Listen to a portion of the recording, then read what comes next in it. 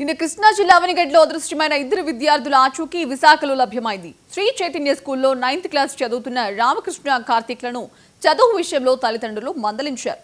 దీంతో మనస్తాపానికి గురైన ఇద్దరు స్కూల్కి వెళ్తున్నామని చెప్పి ఇంట్లో ఉన్న 3,000 రూపాయలు తీసుకుని బయటకు వెళ్లారు. తల్లిదండ్రుల ఫిర్యాదు మేరకు కేసు నమోదు చేసిన పోలీసులు సీసీ కెమెరాల ఆధారంగా గాలింపు చేపట్టారు.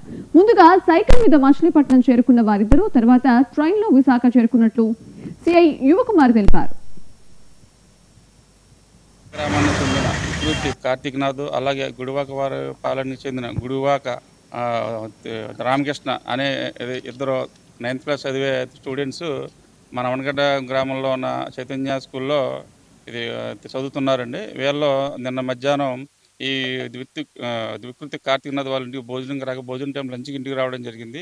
లంచ్ అనంతరం వీళ్ళు మళ్ళీ స్కూల్కి వెళ్ళకుండా వాళ్ళకున్న సైకిల్ వేసుకుని వీళ్ళిద్దరు స్టూడెంట్స్ మచిలీపట్నం నుంచి వైజాగ్ వెళ్ళారు.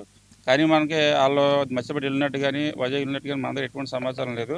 వాళ్ళ తల్లిదండ్రులు ప్లస్ స్కూల్ యాజమాన్యం నేను సాయంత్రం 7 గంటలకు మా అవనగడ్డ పోలీస్ స్టేషన్ రాగా నేను మరియు మా సిబ్బంది అవనగడ్డ సార్ మేమంతా కలిసి పులిగడ్డలో ఉన్న సీసీ కెమెరా, వారుదొరిన సీసీ కెమెరా, సేమ్ అలాగే కాచవరం సీసీ కెమెరా, ఎన్ని సీసీ కెమెరాలు చూడగా వాళ్ళిద్దరూ సైకిల్ మీద మచిలీపట్నం వెళ్ళి మళ్ళీ అక్కడ మచిలీపట్నంలో కూడా సీసీ కెమెరా చూడగా వాళ్ళు అక్కడి నుంచి వైజాగ్ ట్రైన్ ఎక్కినట్టు మేము మళ్ళీ అక్కడి నుంచి వైజాగ్లో ఉన్న జిఆర్పి పోలీస్కి ఇది వీళ్ళకి సంబంధించిన ఫోటోలు అవన్నీ పంపగా వాళ్ళకి గుర్తించి వాళ్ళు అక్కడ జిఆర్పి పోలీస్ స్టేషన్ పెట్టుకునగా మేము ఇక్కడ వాళ్ళ యొక్క బంధువులు తెలియపరచడం జరిగింది. తెలియపరచడం మీద వాళ్ళ బంధువులు వెళ్ళి వాళ్ళిద్దరిని తీసుకోవడం జరిగింది.